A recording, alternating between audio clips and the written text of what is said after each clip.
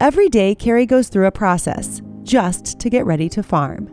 She takes medications to manage her injuries and puts on custom braces to help with stability. Not ideal to be a cattle farmer walking around in a pasture full of hoof prints, but I do it. I can take around 3,000 steps a day as long as I don't take them all in a row.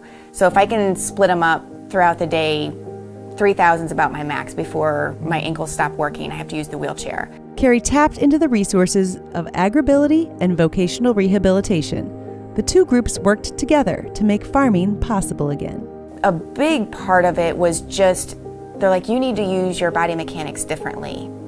And, I can't pick up 50-pound feed bags off the ground.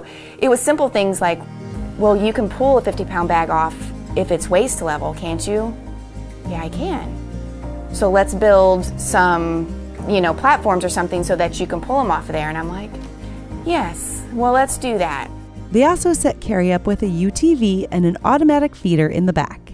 Having that Ranger now, I never even have to get out of it to feed the grain because the cake feeder has a tray on the side, and all I do is I push the switch that opens up the door and I just pour it out in the bunk feeder. And for me, one, I didn't use any steps to do that, and two, I didn't get out and put myself in any kind of harm's way.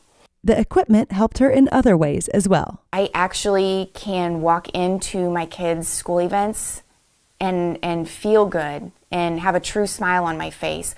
Or I didn't have to use my wheelchair this evening to go to those events because I conserved so many steps and energy that day. AgrAbility will stick with Carey as long as she wants to farm, and she doesn't have any plans to stop. And at this point, I don't feel like I can give it up because that's something I'm holding on to because my kids are all growing, moving on to college. I'm not that person who will sit here in the house all day and just wait for my husband to get home. I need to do something, and I need something for myself. Watch FarmHer Fridays and Sundays at 9:30 p.m. Eastern on RFD-TV.